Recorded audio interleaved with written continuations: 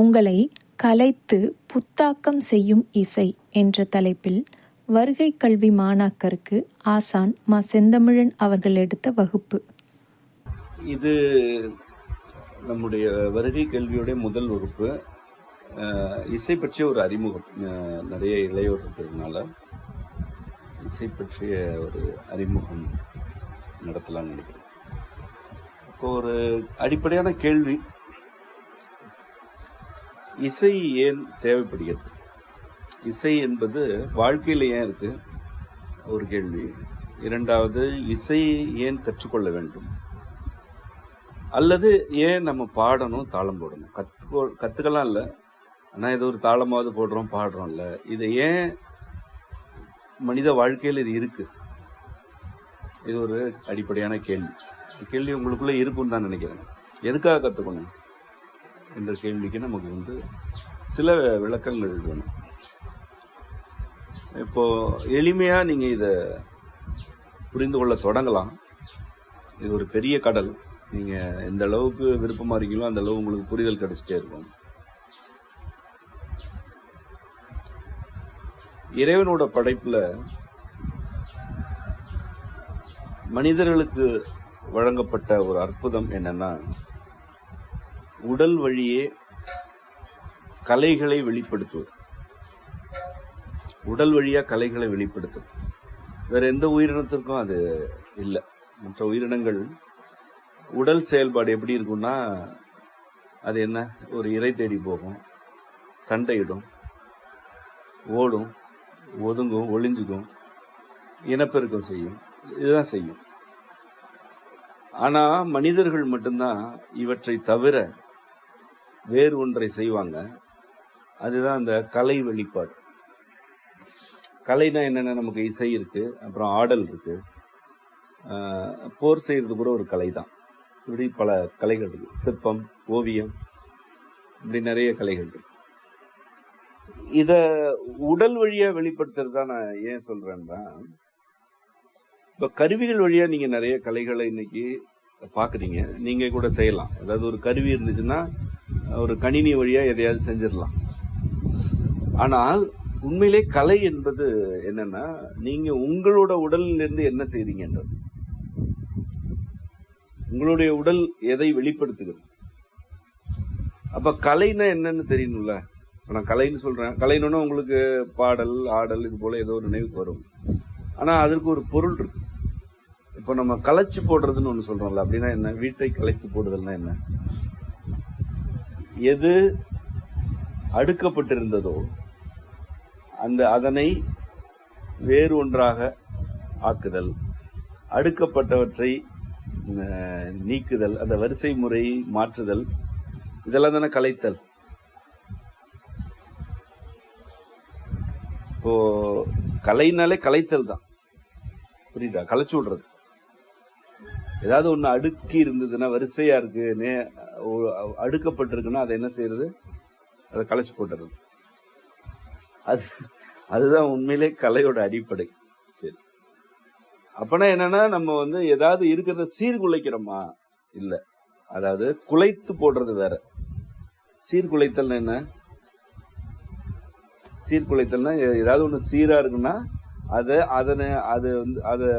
அதை கிட்டத்தட்ட அழிப்பது போல, நாசமாக்குறதுன்னு சொல்லுவோம்ல, அதுதான் குலைத்தல்.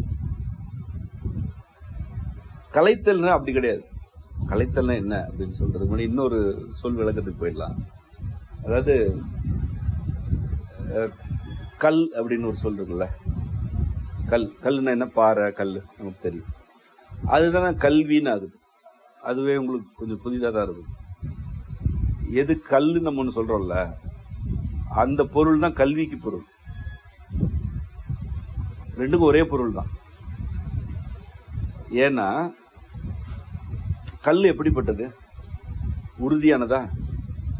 உறுதியானது. அது எளிதில் அசையுமா? அது அசையாது. நீண்ட காலத்துக்கு இருக்கும்ல. எது ஒன்று உறுதியானது, தெளிவானது, அதாவது புறத்துலேருந்து எதாவது வந்தால் உடனே கல் எதுவும் செஞ்சிடாது. மழை எவ்வளோ கொட்டினாலும், வெள்ளம் போனாலும் கல் கொஞ்சம் கொஞ்சமாக தான் கரையும், உடனே கரைஞ்சிடாது. அப்போ தெளிவானது, நிலையானது, நீண்ட காலத்துக்கு இருக்குல்ல. இதெல்லாம் இருந்தா அது கல். அப்போ நம்ம ஒரு பாடத்தை கத்துக்கிறோம்னா அது எப்படி இருக்கணும்?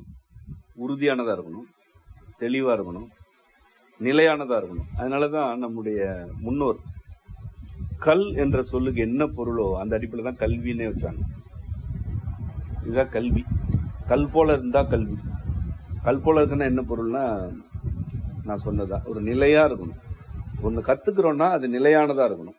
நேற்று ஒன்று இன்னைக்கு வேற அப்படின்னா அது கல்வி இல்லை. இப்போ நீங்க இப்போ படிக்கிறீங்களா, பள்ளி கல்லூரிகளில் படிக்கிறீங்களா?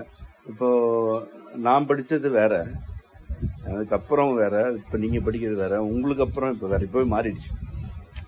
இப்போ இதை நம்ம கல்வின்னு சொல்ல முடியாது. இதை என்ன சொல்லலாம்னா ஒரு தொழிலுக்கான பயிற்சின்னு சொல்லலாம். நீங்கள் படிப்பது என்னன்னா ஒரு தொழிற்பயிற்சி. 1வதுலேருந்து நீங்கள் என்ன பண்ணுறீங்க? தொழில் பயிற்சியில் தான் இருக்கிறீங்க. இப்போ ஒரு கணினி துறையை நோக்கி உங்களுக்கு பயிற்சி கொடுப்பாங்க, இல்லை வேற ஒரு துறையை நோக்கி பயிற்சி. முன்னாடியெல்லாம் வங்கி துறையை நோக்கி பயிற்சி கொடுத்துட்டு இருந்தாங்க. இப்போ இதெல்லாம் என்னன்னா ஒரு தொழில் பயிற்சி. ஆனால் கல்வின்றது என்னன்னா நிலையானது. 1000 ஆண்டுகளுக்கு முன்பு என்ன கற்றுக்கிட்டோமோ அதுதான் இன்னைக்கும். இன்று என்ன கற்றுக்கொள்கிறோமோ இதுதான் எதிர்காலத்துக்குன்றது. அதில் புதிய சேர்க்கைகள் வந்துட்டு இருக்கோம், ஆனால் அந்த அடிப்படை மாறாது. இதுதான் கல்வின்ற சொல்லோட பொருள். இப்போ கலைன்னா என்னன்னா இதுக்கு நேர் மாறானது. இந்த கல்லை கலைச்சி போட்டது.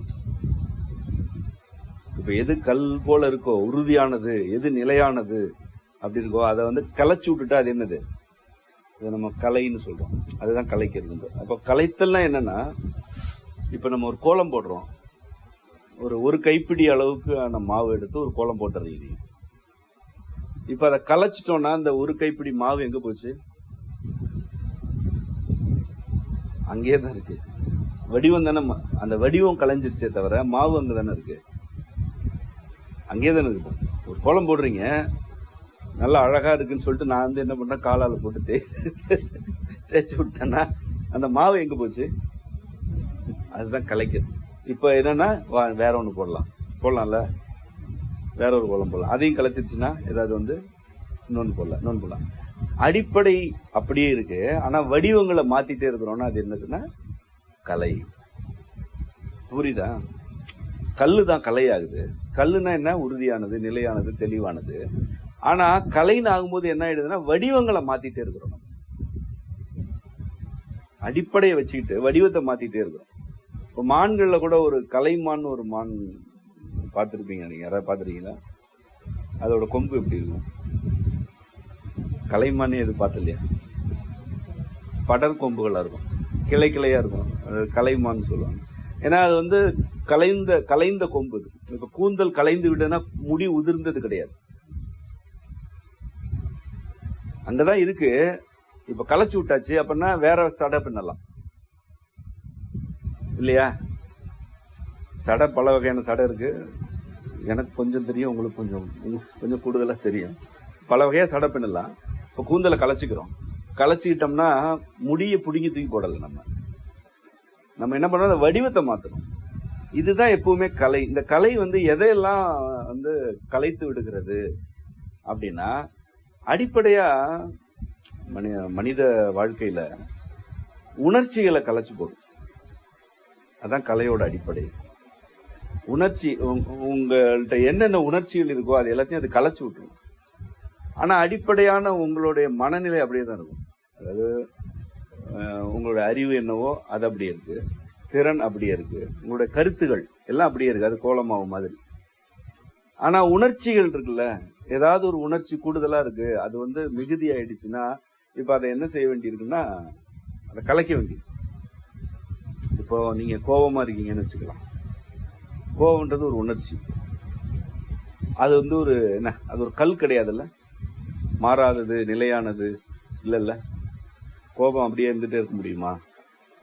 இருக்கக்கூடாது. இப்ப நீங்க கோபமாவே இருக்கிறீங்க, உங்களால ஒரு அளவுக்கு மேல கோபமா இருக்க முடியாது. அப்ப நீங்க என்ன பண்றீங்கன்னா அழுதுறீங்க. ஓரளவு மேல அழுதுட்டே இருக்க முடியாதுல்ல. அப்ப அடுத்து என்ன, எதன் மீது உங்களுக்கு விருப்பம் இருக்கும்? மகிழ்ச்சி ஆகணும் அப்படின்னு விருப்பம் இருக்கும். ஆனா சூழ்நிலையில மகிழ்ச்சியே ஆகலைன்னா அழுதுட்டேவும் இருக்க முடியாது, மீண்டும் கோவப்படவும் முடியாது. ஏன்னா அது முடிஞ்சிருச்சு. கோவப்பட்டு ஒன்றும் ஆகலை, அழுக வந்துருச்சு. ஆனால் சூழல் மாறல. எதற்காக கோவப்பட்டீங்களோ அது அப்படியே தான் இருக்குன்னு பொழுது அழுகைக்கு அப்புறம் என்ன பண்ணுவீங்க? மறுபடியும் சோகமாயிடுவீங்களா? ஆமா ஆமா, சோகமாயிட்டீங்க. சோகமா தனியா இருக்கிறீங்க, யாரோடையும் சரியா பேசல, அப்படியே உட்காந்துருக்கீங்க. அப்பவும் ஒன்றும் மாறலன்னா என்ன பண்ணுவீங்க? அடுத்து என்ன பண்ணுவீங்க? அடுத்த நிலை என்ன பண்ணுவீங்க? இல்ல, அது விருப்பம் இருக்கு, ஆனா சூழ்நிலை தான் மாறலையே. சூழ்நிலை மாறாமலே மகிழ்ச்சி அடைஞ்சா வேற மாதிரி சொல்லுவாங்களே. இவங்க என்ன பண்ணுவீங்க? ஏத்துட்டு பரவாயில்ல விடு அப்படின்ட்டு போறது. சரி, இப்ப இதே மாதிரி போயிட்டு இருக்கு. மீண்டும் ஒரு சூழல் வருது, அந்த சூழல் உங்களை கோபப்படுத்துது. அப்பவும் ஒன்றும் மாறல, மறுபடியும் ஒரு அழுக வருது, ஒரு சோகமாகுது. பரவாயில்ல. இப்ப நீங்க என்ன செஞ்சிருக்கிறீங்கன்னா, ஒரு கலையில ஈடுபட்டு இருக்கிறீங்க. இதுதான் கலை. இப்ப நீங்க என்னன்னா கலைச்சு விடுறீங்க. அதை கோபத்தை நீங்க கலைச்சிட்டு என்ன பண்றீங்க? கோபம்ன்றது ஒரு கோலம், அதை கலைச்சிட்டீங்க. கலைச்சிட்டு இப்ப என்ன ஆக்குறீங்க? அழுகையாக்குறீங்க. அது ஒரு கோலம், அது ஒரு வடிவம். கோலம்னா என்ன? வடிவம் தான், சொல்லோட பொருளே அதுதான். அது ஒரு வடிவம். அதையும் கலைச்சிட்டு இன்னொரு சோகமாகறீங்க, அதையும் கலைச்சிட்டு இயல்பான வாழ்க்கை நடைமுறைகளுக்கு போறீங்களா? இப்ப என்ன பண்றீங்கன்னா, நீங்க கலையில ஈடுபடுறீங்க. இதை கலைச்சிட்டு இன்னொன்னு ஆக்குனா அது கலைப்பா. அவ்வளவுதான். இருக்கிறத கலைச்சிட்டு இன்னொன்னு செஞ்சீங்கன்னா அது கலை. ஆனா அடிப்படையா ஒண்ணு இருந்துச்சுல்ல, இது எல்லாத்துக்கும் ஒரு காரணம் இருக்குல்ல, அது என்னவா இருக்கு? அது எது போல இருக்கு? கல்லு போல இருக்கு. கல் அப்படியே இருக்கு. அதை என்ன பண்றீங்க? கலைச்சிட்டே இருக்கிறீங்க. ஏன்னா கல்லுன்னா என்ன? உறுதியானது, நிலையானது, தெளிவானது. இதுதான் கலையோட அடிப்படை. இப்போ மற்ற உயிரினங்களுக்கு இந்த மாதிரி நிலைமை இருக்காது. அதுகளுக்கு தங்களுடைய இருத்தலை தவிர வேற எந்த உணர்ச்சியுமே இருக்காது. அது உணவுக்காக சில உணர்ச்சிகளை வெளிப்படுத்தும். பசியில இருந்தாலோ அல்லது வேட்டைக்கு போகணும்னாலோ, வேட்டை ஆடப்படும் பொழுதோ, ஒரு சிறுத்தை மானை பிடிக்குதுன்னா மானுக்கும் ஒரு உணர்ச்சி வரும், சிறுத்தைக்கும் ஒரு உணர்ச்சி வரும்ல. இனப்பெருக்கம் செய்யும் போது சில உணர்ச்சிகள் வரும், குட்டிகளை பராமரிக்கும் போது, கொஞ்சும் போது சில உணர்ச்சிகள் வரும். இப்படி அவற்றோட உணர்ச்சிகள் எல்லாம் பார்த்தா கல் அதுல குறைவா இருக்கும். அதாவது நிலையானது குறைவா இருக்கும். அது மாற்றம் அடைஞ்சிட்டே இருக்கும். கல்லே இல்லைன்னா கலை கிடையாது. மனிதர்களுக்கு என்னன்னா, இன்னைக்கு உங்களுக்கு ஒரு விருப்பம் வருது வாழ்க்கையில, இன்னைக்கு வருது அப்படின்னு வச்சுக்கோங்களேன். உங்களுடைய 60-70வது வயது வரைக்குமே அந்த விருப்பம் இருப்பதற்கு வாய்ப்பு இருக்கு. மனிதர்களுக்கு மட்டும்தான். நீங்க பல ஆண்டுகளுக்கு பிறகு அந்த விருப்பத்திலேயே இருக்கலாம். அது உங்களுக்கு கல் என்றால், அதாவது அது உறுதியானது, நிலையானது என்றால் நீங்க அதிலே இருக்கலாம். அந்த விருப்பத்தை நோக்கி பல வடிவங்களை நீங்க நிகழ்த்தலாம். அந்த வடிவம் பொருத்தமானதா இருந்தா வச்சுக்கலாம், பொருத்தம் இல்லைன்னா கலைச்சிட்டு இன்னொரு வடிவத்தை நீங்க எடுக்கலாம். இப்போ ஒரு சான்று சொல்லணும்னா, தொழில் இதெல்லாம் விட்டுருங்க. ஒரு குறிப்பிட்ட வயதுல உங்களுக்கு பிறருடைய ஏதாவது ஒரு துயரத்தை பார்த்து துணையா இருக்கணும்னு ஒரு விருப்பம் வருதுன்னு வச்சுக்கோங்க. அப்போ உங்களால என்ன முடியுதோ நீங்க செய்வீங்க. ஆனா அது ஒரு நிறைவா இல்லை உங்களுக்கு. அதாவது அந்த வடிவம் உங்களுக்கு போதலை. அப்ப நீங்க என்ன பண்றீங்க? அந்த விருப்பத்தோட இருக்கிறீங்க. ஒரு சில ஆண்டுகளுக்கு பிறகு நல்ல வாய்ப்பு வருது, யாருக்கோ உங்களுக்கு நீங்க துணையா இருக்கிறதுக்கு ஒரு வாய்ப்பு வருது. அப்ப நீங்க அப்போ ஒரு வடிவம் எடுப்பீங்கல்ல. தொடக்கத்துல படிக்க வராத ஒரு உடன் இருக்கும் நண்பனுக்கோ தோழிக்கோ சொல்லி கொடுக்குறீங்க. அதுக்கு பிறகு அவங்களுக்கு ஏதாவது உதவி, நிதி உதவி செய்ய வேண்டியிருந்தா உங்களால முடிஞ்சா செய்யறீங்க. யாருக்காவது உணவு தேவை இருக்குன்னா செய்யறீங்க. இன்னும் யாருக்காவது ஒரு நெருக்கடியான நேரத்துல கூட இருக்க வேண்டியிருக்கு, கூட கையை பிடிச்சிட்டு ஆறுதலா இருக்க வேண்டியதுன்னு செய்யுங்க. இப்ப இது வடிவம் மாறிட்டே இருக்கு பாத்தியா. ஆனா அடிப்படை என்ன? எது கல்? இதுல அன்பு அப்படி வச்சுக்கலாமா? இன்னொருத்தர் மேல இருக்கிற அன்பு தானே. அந்த மனிதரே மாறி இருப்பாங்க. நீங்க உங்களோட 10வது வயதுல யாரு மேல அன்பு செலுத்துறீங்கன்னோ அவங்க 15வது வயதுல இல்ல, 30ல இல்ல, 40ல இல்ல, 70, 80, 100ல எல்லாம் வெவ்வேற. ஆனா எது மாறல? அன்பு. அன்பு இல்லையா? அது மாறவே இல்லையே, அதுதான் கல். இப்ப இதுதான் கல்வி.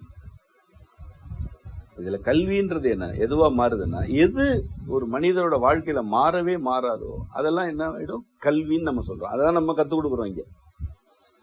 நம்ம நேரடியா எந்த ஒரு தொழில் பயிற்சியும் கொடுக்கறது இல்ல. நம்ம என்ன செய்யறோம்னா, எதெல்லாம் மாறவே மாறாதோ மனிதர்கள்ட்ட, அதை பற்றிய விளக்கங்களை தான் நம்ம கத்துக் கொடுக்குறோம்.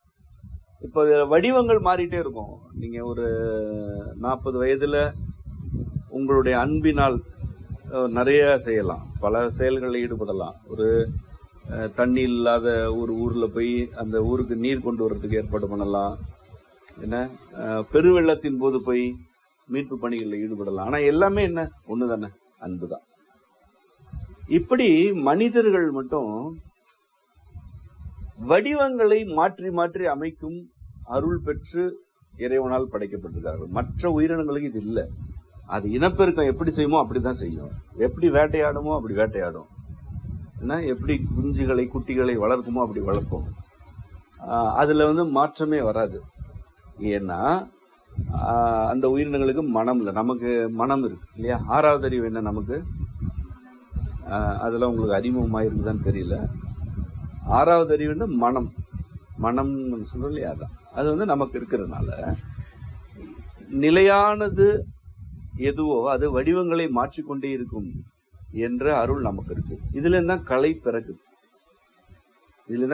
இப்ப பாருங்க, இப்ப இசை என்ற ஒரு கலை தோன்றி நம்ம தமிழர் மரபுல அதற்கு இலக்கணம் எழுதப்பட்டு தோராயமா ஒரு 13,000 ஆண்டுகளுக்கு முந்தைய காலத்தில் எழுதப்பட்டது.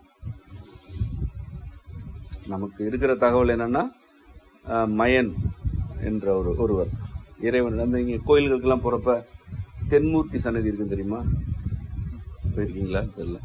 ஒரு ஆலமர கீழே இறைவன் உட்கார்ந்துக்கிறது போல ஒரு சிற்பம் இருக்கும். தென்மூர்த்தி, தட்சிணாமூர்த்தின்னு சொல்லுவாங்க. தென்மூர்த்தின்னு தான் அதோட பேரு. அந்த தென்மூர்த்தி என்றது இறைவனோட ஒரு வடிவம். தென்மேற்கு மூலையில இருக்கிறது. தென்மேற்கு, நம்ம கூட செம்மையானதோட தென்மேற்கு மூலையில தான் இருக்கிறோம். இது தென்மேற்கு மூலை. இங்கே சந்நிதி வைக்கணுன்றப்ப அந்த இடத்த தேர்ந்தெடுத்தப்ப அது ஒரு காரணமா இருக்கு.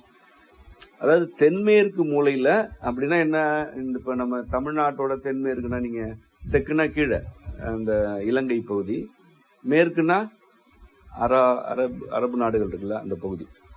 இப்போ அப்படி நேரா நம்ம இலங்கைக்கு கடலுக்குள்ள போய், இலங்கையை தாண்டி கடலுக்குள்ள போயிட்டு அப்படியே வலது பக்கம் திரும்பினோம்னா அதான் தென்மேற்கு. அங்க நம்மளுடைய நிலம், தமிழர் நிலம் அந்த காலத்துல ரொம்ப தொன்மையானது. அது கடலுக்குள்ள மூழ்கிடுச்சு. அந்த நிலத்துல தென்மூர்த்தி என்ற இறைவனோட அந்த வடிவம் மயன் அப்படின்னு ஒருத்தருக்கு இசை இலக்கணங்களை கொடுத்ததாக நமக்கு தொன்மம், அதெல்லாம் ஒரு கதை, தொன்மம் நடந்ததுதான். இப்படிதான் நடந்ததுலாம் சொல்ல முடியாது, ஆனா நடந்தது. அப்போ அதோட காலம் என்ன சொல்றாங்கன்னா, ஒரு 13,500 ஆண்டுகளுக்கு முந்தையதுன்னு சொல்றாங்க. அப்ப இருந்ததுதான் இசை இலக்கணம் என்பது கருத்து. நம்மகிட்ட ஒரு வழியா சொல்லப்பட்ட கருத்து. அந்த காலத்துல எழுதப்பட்ட நூல்கள் இருக்குல்ல, இப்போ கலித்தொகை எல்லாம் முதற்கழகம். இப்போ இந்த கலித்தொகையில ஒரு பாடல் நான் கூட பாடினேன், அது கேட்டீங்களா? பேரிசு திருவிழால என்ன பாட்டு? மெல்லினர் கொன்றையும், அந்த பாட்டு அப்புறமா கேட்போம். அந்த பாடல் எழுதப்பட்டது எப்படின்னா, ஏறத்தாழ 10,000 ஆண்டுகளுக்கு முன்பு. 10,000 ஆண்டுகளுக்கு முன்பு எழுதப்பட்ட பாடல் அது கலித்தொகை. அதாவது தொல்காப்பியத்துக்கும் முந்தையது. அப்போ 10,000 ஆண்டுகளுக்கு முன்பு எழுதப்பட்ட ஒரு பாடலை இன்னைக்கு படிச்சு அதை இசையாக்கும் போது அந்த ஒரு உணர்ச்சி, அதே உணர்ச்சி கிடைக்குது, துள்ளலா. அந்த பாடல் இந்த இசைக்குழுல இருக்கிறவங்களுக்கு தெரியும். உங்களுக்கெல்லாம் அது பிடிக்குமா அந்த பாட்டு? அது எல்லாரும் ஆடிட்டே தான் பாடுவோம் வழக்கமா, செம்மையானத்துல பாடினாலும். அப்ப நீங்க இதை எவ்வளவு ஒரு நல்ல சான்று பாருங்களேன். 10,000 ஆண்டுகளுக்கு முன்பு எழுதின ஒரு பாடலை இன்னைக்கு நம்ம படிச்சு அதை இசையமைக்கிறோம், ஆனா அதே உணர்ச்சி கிடைக்குது. அப்ப இதுதான் கலைன்றது. அடிப்படையா அந்த பாடலோட கருத்து என்னவோ அது கல்வி. இப்ப நீ ஒரு பாடலை படிக்கிறன்னா அது என்னது, அதை நீ கத்துக்கிற. அப்ப அதுக்கு பேர் என்ன? அதுக்கு பேர் தான் கல்வி. அது கல். அது ஆனா இந்த கல் அப்பப்ப கலைக்கப்படணும். அவங்க காலத்துல எப்படி பாடினாங்கன்னு தெரியாது. அது ஒரு மாதிரி அதை கலைச்சு கூத்தாடி இருப்பாங்க. அது கூத்துக்குரிய பாடல் தான். நம்ம கூட அதுக்கு இதெல்லாம் ஆடல்ல நம்ம அடவு கட்டுவோம். அதுக்கு அது ரொம்ப அற்புதமா இருக்கும். அது அடவு கட்டினோம்னா அந்த காலத்துல ஒரு கலைச்சு போட்டாங்க. பல ஆயிரம் ஆண்டுகளா அது கலைச்சு கலைச்சு கலைச்சு கலைச்சு போடுறாங்க. கலைச்சு அந்த கூந்தலை கலைக்கிறாங்க, சடை பண்றாங்க, கலைக்கிறாங்க. இப்ப நம்மகிட்டயே அந்த கூந்தல் கிடைச்சிருக்கு. இப்ப நம்ம ஒரு மாதிரி சடை பண்றோம். எதிர்காலத்துல அதை வேற விதமா அதை பின்னுவாங்க. இதுதான் கலையுடைய தனித்தன்மை. இது வேற எதுலயுமே இருக்காது. வெறும் அறிவுன்னா அறிவாவே இருக்கும்.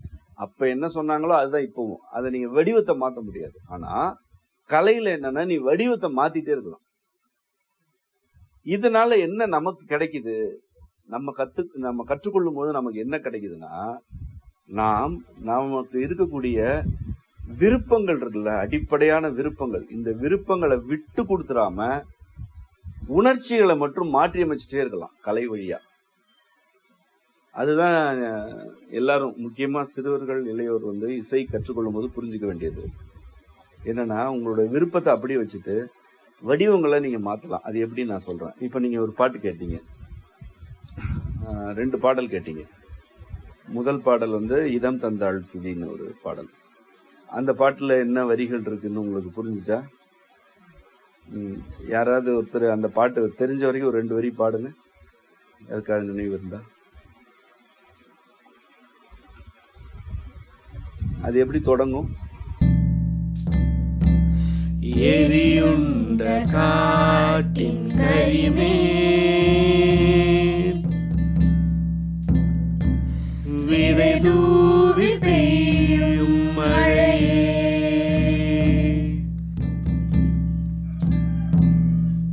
அருமை. இப்ப அந்த பாடல் என்ன சொல்லுது? எரியுண்ட காட்டின் கரிமேல் விதை தூவி பெய்யும். அப்படின்னா என்ன பொருள்? எரியுண்ட அப்படின்னு ஒரு முதல் சொல். அதை நம்ம சீர்னு சொல்லணும். இப்ப உங்களுக்கு சொல்லுன்னு சொல்றேன். முதல் சொல் என்னது? எரியுண்ட. எரியுண்டன்னா என்னப்பா? எரின்னா என்ன? இப்ப அந்த ஒரு சீர்ல 2 சொல் இருக்கு. எரி உண்ட, 2 சொற்கள் ஒன்னா சேர்ந்து ஒரு சீரா இருக்கு. நம்ம சீருக்கே வருவோம். இப்ப எரினா என்ன, உண்டன்னா என்ன? எரினா என்ன? நெருப்பு. சரி. உண்டன்னா சாப்பிட்ட. அப்ப எரி உண்டனா நெருப்பு உண்ட, நெருப்பு உணவாக்கிய. சரியா? காட்டின் அப்படின்னா காடு. கரிமேல்னா எரிஞ்சு கரியாச்சு. இப்ப அப்படியே வரிசையா பார்ப்போம். எரியுண்ட காட்டின் கரிமேல் அப்படின்னா என்ன பொருள்? சும்மா உங்களுக்கு எப்படி தோணுதோ அப்படி சொல்லுங்க. பேச்சு வழக்கிலே சொல்லுங்க. நெருப்பு நெருப்பு நெருப்பு உணவாக்கிய காட்டின் கரிமேல். நெருப்பு ஒரு காட்டை எரிச்சிருச்சுன்னா அங்க என்ன இருக்கும்? சாம்பல் இருக்கும். அதுக்கப்புறம் அது கறி ஆயிடும். உடனே சாம்பல் வரும், அப்புறம் கறி ஆயிடும். நெருப்பு ஒரு காட்டை எரிச்சிருச்சு. அது என்ன பண்ணுச்சு? எரிச்சதுன்னு சொல்லல. அதுல அந்த இடத்துல என்னன்னு சொல்லியிருக்கு? எரி உண்ட. அதாவது நெருப்பு எரிச்சிருச்சுன்னா என்னன்னா அது ஒரு நோக்கமற்றது. நெருப்புன்னா எரிக்க தானே செய்யும். ஆனா எரி உண்டன்னு சொல்லும் போது அதுக்கு ஒரு பொருள் இருக்கு. என்னன்னா நெருப்புடைய பசிக்கு காட்டை உணவாக்கிடுச்சுன்னு பொருள் இருக்கு. நெருப்பு காட்டை உணவாக்குறதுல நியாயம் இருக்கா? நெருப்புக்கு அதுதான் உணவா? இல்ல. ஆனா இந்த நெருப்பு என்ன பண்ணிருக்கு? எனக்கு இந்த காடு தான் உணவு அப்படின்னு அதை எரிச்சிருக்கு. அதனாலதான் எரி உண்ட. இப்ப பாரு, எரி உண்டன்ற அந்த ஒரு சீர்ல என்ன பொருள் இருக்குன்னு புரியுதா உனக்கு? அதுக்கப்புறம் நெருப்புன்னு சொல்லல, எரின்னு சொல்றோம். எரினா நெருப்பு தான். ஆனா ஏன் எரி உண்ட அப்படின்னு சொல்றோம்? நெருப்பு உண்ட அப்படின்றதுக்கும் எரி உண்டன்றதுக்கும் என்ன பொருள், என்ன வேறுபாடுன்னா, அது நான் சொல்லும் போது உங்களுக்கு புரியும். என்ன வேறுபாடுன்னா, எரின்றது ஒரு வினை சொல்லுது. எரி, அதை எரின்னா இது என்னது? அது ஒரு வினைச்சொல். அப்ப நெருப்பு தானாக எரியல, அது யாராலோ மூட்டப்பட்டது, யாரோ செய்த வேலை. புரியுதா? நெருப்பு உண்டன்னா நெருப்பு தானா அது விபத்துன்னு சொல்லலாம். அது போல. ஆனா எரி உண்டன்னா எரி என்பது ஒரு வினையை குறிக்கிறது. யாரோ ஒரு நெருப்பை மூட்டிட்டாங்க, அந்த காடை அந்த மூட்டினவங்களுடைய பசிக்கு காடு உணவாயிடுச்சு. நெருப்புக்கு காடு உணவு கிடையாதே. அப்ப யாரை எரிச்சாங்கல்ல, அந்த எரிச்சவங்களுடைய பசிக்கு காடு உணவுன்னு நினைச்சிருக்கிறாங்க. இப்ப இந்த ஒரு அவலமா இருக்குல்ல இதை கேக்குறப்ப, ஒரு காட்டை யாரோ எரிக்கிறாங்க. அவங்க எதனால எரிக்கிறாங்கன்னா, அது எரிஞ்சாதான் எனக்கு ஆறும் அப்படின்னு எரிக்கிறாங்க. அதுதான் எரி உண்ட காட்டின் கறி. இப்ப இதுக்கு பின்னாடி என்ன இருக்குன்னா, ஒரு அவலம் இருக்குல்ல, எரி உண்ட காட்டின் கறி. இப்ப கறி ஆயிடுச்சு. இந்த கரியோட சிறப்பு என்னன்னா, கரியில இருந்தா எல்லா உயிரினங்களுமே படைக்கப்படும். நெருப்பு கறி இருக்குல்ல, கருப்பா இருக்கிற கறி, கரியில இருந்துதான் முதல்ல பூமியில உயிரினங்களே பிறந்துச்சு. இன்னைக்கு அப்படிதான் பிறகுது. இப்போ உங்க உடம்புல நீங்க அறிவியல் படிக்கிற சின்ன பசங்க தான் இனிமே மேல படிக்கும் போது தெரியும், உங்க உடம்புல இருக்கக்கூடிய கரியில இருந்தா ஒரு செல் கூட பிறக்கும். ஒரு செல் பிறகுனா கூட கரி வேணும், கரிமம் வேணும். கரிமம் இல்லாம செல் கூட பிறக்காது. அப்ப மூன்று சீர்கள்ல 3வது சீர் என்ன சொல்லுதுன்னா, கரிமேல். எதை நீ அழிச்சிட்டு தான் நினைக்கிறியோ அது அழியல, ஒரு தொடக்கம் சொல்லுது. கரியில இருந்து நீ காட்டை அரிச்சிட்ட, ஆனா கரியா தானே இருக்கு. கரியில இருந்து இந்த காடே வந்துச்சு. இந்த காடு வந்ததே கரியில இருந்து தான். இப்படி ஒண்ணும் பண்ணல, மறுபடியும் கரி ஆக்கிட்டா இதுல இருந்து வரும். இந்த பொருள்லாம் அதுல இருக்கு. இது எல்லாமே என்னதுன்னா கல்.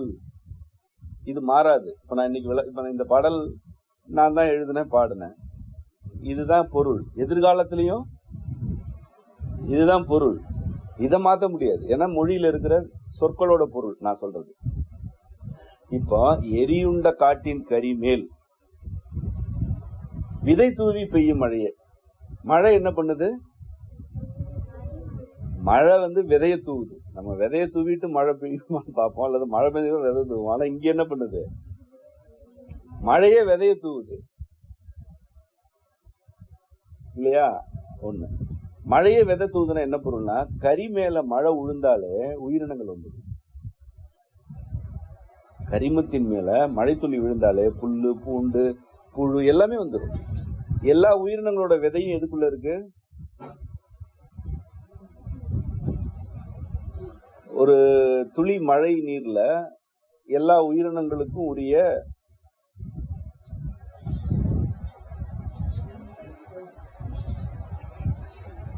உயிர் இருக்கு. அப்ப விதை தூவி பெய்யும் மழை அப்படின்னா என்ன பொருள்னா, மழை துளிக்குள்ள தாவரங்களோட உயிர் இருக்கு, புழுக்களோட உயிர் இருக்கு அப்படின்னு பொருள். அடுத்த 2 அடிகள் பாடுங்க. பகலுண்ட பாலை புலத்தே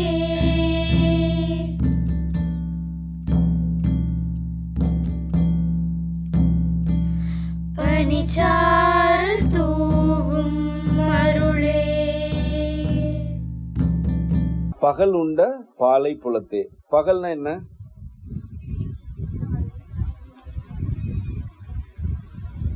பகலவன்னா என்ன? கதிரவன். இப்ப பகல்ங்கிறது கதிரவனை குறிக்கும் ஒரு சொல். எப்படி எரி நெருப்பை குறிக்கிற சொல்லோ, அது போல பகல்ன்றது எதை குறிக்கிற சொல்லு? கதிரவனை குறிக்கிற சொல். சரியா? பகல் உண்ட, இங்கேயும் உணவு தானே அது.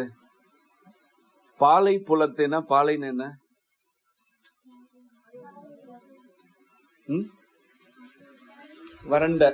வறண்ட நிலப்பகுதி. அவ்வாறான வறண்ட நிலப்பகுதி ஏன் உருவானுச்சு? எதனால உருவானுச்சு? ஏதோ ஒண்ணு காட்டை ஒண்ணு எரிச்சது போல இங்க ஒண்ணு செஞ்சிருக்கு. அது என்னது? பகல். பகல் பாலைன்னு ஒரு நிலத்தை உருவாக்கிடுச்சு. அங்க ஏற்கனவே புதர்கள், காடுகள்லாம் இருந்துச்சு. அதை பகல் என்ற அந்த கதிரவன் அதை உணவாக்கிட்டு பாலை உருவாக்கிடுச்சு. இந்த பாலைன்றது இயற்கையா வரக்கூடிய நிகழ்வு. இப்போ எரின்றது வினைச்சொல்லா? நான் சொன்னேன்ல, பகல்ன்றது வினைச்சொல் கிடையாது. நெருப்பை யாராவது எரிக்கணும், ஆனா பகல்ன்றது தானா வந்தாதான் உண்டு. அப்ப இயற்கையான நிகழ்வு இது. பகலுண்ட பாலை புலத்தை பாலை நிலம்னு வரதான் செய்யும் புவியோட சுழற்சியில். அந்த மாதிரி பாலை நிலத்தை யாரும் உருவாக்கல, அது இயற்கையா நடக்குது. அங்க என்ன நடக்குது இப்போ? பாலை புலத்துல என்ன நடக்குது?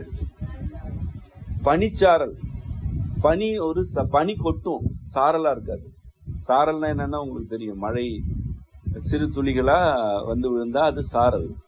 பனி வந்து கொட்டும், பெய்யும், அது எடை மிகுந்தது, அதனால கீழே கொட்டும், சாரலா அடிக்காது. அப்படி ஒரு வேளை பாலை நிலத்துல பனி சாரலா வர தொடங்கிடுச்சுன்னா அடுத்து மழை வந்துடும் பொருள். பாலை நிலத்துல பனிப்பொழிவு இருக்கும், நீங்க பாத்திருப்பீங்க, வெளிநாட்டுல இருந்திருக்கிறீங்களா யாராவது? பாலை நிலத்துக்கு எப்பவுமே பனி வரும், ஆனா அது மழை கிடையாது. ஆனா பனி சாரலா வர ஆரம்பிச்சிருச்சுன்னா என்னன்னா அடுத்து மழை பொழிய போகுது, அந்த பாலை நிலம் மாற போகுதுன்னு பொருள். அப்படி நிறைய பாலை நிலங்கள் இப்ப மாறிட்டு இருக்கு புவியில. நான் கூட போய் பார்த்தேன், வடக்க ராஜஸ்தான் பாலைவனம்லாம் கோதுமையே பயிரிடுறாங்க. நான் போய் நல்ல பசுமை ஆயிட்டு இருக்கு, பல பகுதிகள் பசுமை ஆயிடுச்சு. அப்ப பனிச்சாரல் அடிக்கும் அங்கெல்லாம், அதாவது மழை நீர் பாதியும் பனி பாதியுமா இருக்கும். அப்ப பகலுண்ட பாலை புலத்தே பனிச்சாரல் தூவும். என்ன அது? அருள் இருந்தா தானே நடக்கும், வர வைக்க முடியுமா? இப்போ ரெண்டுக்கு அருள் வேணும். ஒண்ணு, யாராவது திட்டமிட்டு உன்னுடைய காட்டை எரிச்சிட்டாங்கன்னாலும் அந்த கறி தான் இருக்கு, அந்த கறி மேல மழை பொழியணும்னா இறைவனோட அருள் வேணும். நீ ஏன் மழையை வரவழைக்க முடியாது? அதே போல யாரும் திட்டமிடல, தானாவே ஒரு பாலை நிலம் போல ஆயிடுச்சு வாழ்க்கை. அதுவும் நடக்கும் வாழ்க்கையில, திட்டமிட்டே செஞ்சுட்டு இருக்க மாட்டாங்க, தானாவே தற்செயலா நடக்கும். அது போல நடந்துச்சுன்னா என்ன பண்றது? அப்ப பனிச்சாரல் வேணும்ல, அதுக்கும் என்ன வேணும்?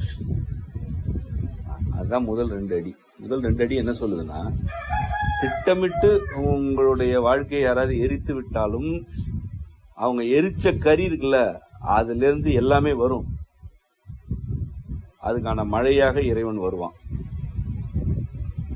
தற்செயலா நடந்துருச்சுங்க, திட்டமிடலை யாரும், பாலையாயிடுச்சு, வறண்டுருச்சு வாழ்க்கை, அங்கேயும் பனிச்சாரலாக இறைவனுடைய அருள் கிடைக்கும். அதுதான் முதல் 2 வரி.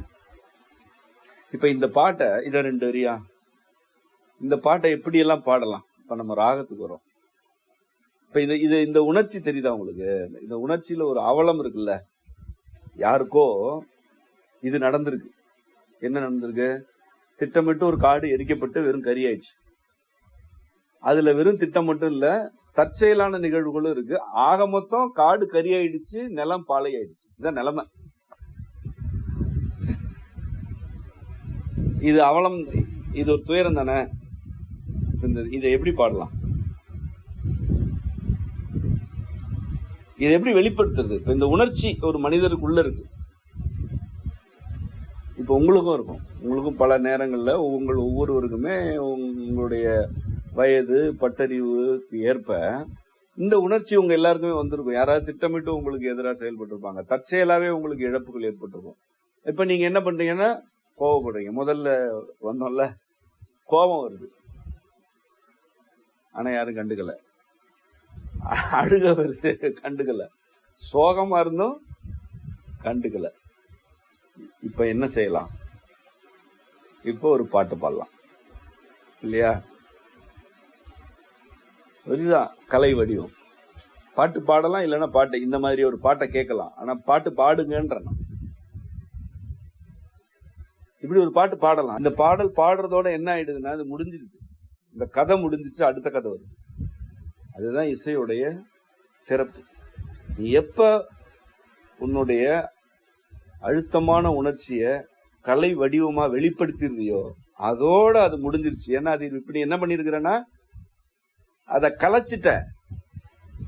இனி நீ இன்னொரு வடிவத்தை மட்டும்தான் போடுவ, அந்த வடிவம் உன் வாழ்க்கையில கிடையாது. அடுத்த வடிவத்துக்கு போலாம், வேற கோலம் போடு, உன் கையில மாவு இருக்கு. வேற கூந்தலை பின்னு, உன்கிட்ட கூந்தல் இருக்கு, வளர்ந்துட்டே இருக்குது. உன்கிட்ட நிறைய வண்ணங்கள் இருக்கு, அதை வச்சு வேற ஒண்ணு தீட்டு, வேற ஒரு படம் போடு. உனக்குள்ள தாளங்களும் பண்ணரிகளும் சுரங்களும் கொட்டி கிடக்கு. அதை வச்சு வேற ஒரு பாட்டு பாடிட்டே இரு. அப்ப நீ எங்கேயாவது அடங்குவியா? உன்னை ஏதாவது ஒண்ணு அடக்க முடியுமா? ஒண்ணு அடக்குதுன்னா நீ அதை என்ன பண்ணலாம்? கலைக்கலாம். அதான் கலை. ஏதாவது ஒண்ணு கட்டுப்படுத்துச்சுன்னா அது நீ என்ன செய்ய முடியும்? கலைச்சிடு. கலைச்சு இப்ப நீ சீர்குலைக்கல, நீ என்ன செய்யற? கலைக்கிற. கலைச்சிட்டு நீ என்ன செய்வ? அடுத்து என்ன செய்ய போற? வேற ஒரு வடிவத்தை வரையணும். இதுதான் மனிதர்களுக்கு இறைவன் வழங்கிய பேரருள். நீங்க எவ்வளவு பெரிய துயரத்தையும் கடந்துடலாம். இதுதான் இறுதி, இதுக்கு மேல வாழ்க்கையே இல்லை அப்படின்னு ஒரு நிலைமை வந்தா கூட நீங்கள் கலை வழியாக அதுல இருந்து வெளியில வந்துடலாம். கலை வழியாவே வெளியில வந்துடலாம். உனக்கு வரைய தெரிஞ்சா நீ வரையலாம், வெளியில வந்துடுவேன். அதுல என்ன தேவைன்னா, நீங்க எல்லாரும் கத்துக்க வேண்டியது அப்படின்னா என்னன்னா, எப்பொழுதுமே கலையில உனக்கு உண்மையா இருக்கணும். நீ யாராவது கேட்கிறாங்கன்றதுக்கு எதையுமே செய்யக்கூடாது. புரியுதா? உனக்கு என்ன தோணுதோ அதை தான் நீ கலையா வெளிப்படுத்தணுமே தவிர மற்றவங்களுக்கு என்ன பிடிக்குமோ அதை செய்யக்கூடாது. இதுதான் கலையின் நேர்மை. மற்றவங்களுக்கு பிடிச்சதுக்காக செய்யக்கூடாது. உனக்கு என்ன தோணுதோ அதை நீ செய்யணும். அது உண்மையா இருந்தா மற்றவங்களுக்கு பிடிக்கும். மற்றவங்களுக்கு பிடிக்கும். இப்போ ஒரு பாடலுக்கு இசை அமைக்கிறோம், கந்தமை அமைக்கிறோம். அப்படி அமைக்கும் பொழுது இது மற்றவங்களுக்கு பிடிக்குமான்னு நினைச்சா, இப்ப நான் நினைக்கிறேன்னு வச்சுக்கேன், அதுக்கு வாய்ப்பு இல்லை, சும்மா ஒரு உதாரணம் சொல்றேன். அப்படி நினைச்சேன்னு வச்சுக்கேன், அந்த பாட்டு உருப்பட, அதாவது போலி இல்லை, நான் எனக்கு நேர்மையா இல்லைல்ல, நான் எனக்கே நேர்மையா இல்லாம ஒரு பாடலை எப்படி பண்ணாக்குறது? எனக்கு இந்த பாடல் இதான் உணர்ச்சி என்று எனக்கு என்ன தோணுதோ, அது சரியோ தவறோ, பிடிக்குதோ பிடிக்கலையோ, எனக்கு இதுதான் தோணுதுன்னா அந்த வடிவம் தான் எனக்குள்ள இருந்து வருதுன்னா நான் அதை மட்டும் கொடுத்தாதான் அது கலையின் நேர்மை. அப்படியே பாடுறதே எழுதுனா எழுதிட்டே பாடுறோம். இது நல்லா இருக்குல்ல கேட்கறதுக்கு. அன்புரை நெஞ்சை பாட்டு அடுத்து கேட்டீங்க இல்ல, அன்புரை நெஞ்சு ஒரு 2 அடி பாடுங்க.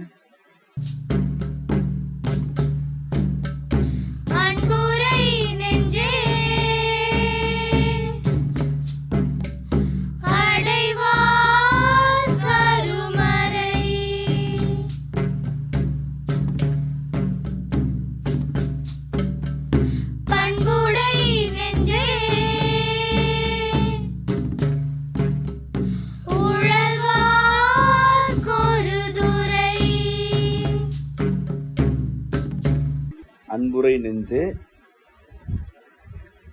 அன்பு உரையும் நெஞ்சே, அடைவார்க்கு அருமறை,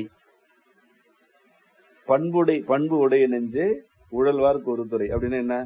அன்பு உரையும் நெஞ்சு. அதாவது அன்பு உறைஞ்சு போய் கிடக்குங்க, அது அசையவே அசையாது. இப்ப நான் சொன்னல, இப்ப நீங்க உங்களுடைய இந்த காலத்துல யாருக்காவது துணையா இருக்கணும்னு நினைச்சீங்கன்னாலும் அன்புதான். இன்னும் 40-50 ஆண்டு கழிச்சு நினைச்சாலும் அன்பு அப்படியே இருக்கு. ஆனா வடிவம் மட்டும் என்ன, ஒரு நாள் சும்மா கை குலுக்கிறதா இருக்கு, ஒரு நாள் ஏதோ ஒரு உதவி செய்யறதா இருக்கு, ஒரு நாள் உணவு கொடுக்கறதா இருக்கு, ஒரு நாள் அவங்களுக்கு உடம்பு முடியலன்னா பாத்துக்கிறதா இருக்கு. இந்த மனிதர்களே மாறுபடுறாங்க. முதல்ல நீங்க 4 பேரை பாத்தீங்க, இப்ப 4000 பேரை கூட பார்க்கலாம். ஆனா எது உறைஞ்சிருக்கு? அன்பு. அந்த மாதிரி அன்பு உறையும் நெஞ்சம் இருக்கே, அது என்னது? அன்புரை நெஞ்சே, அடைவார்க்கு அருமறை.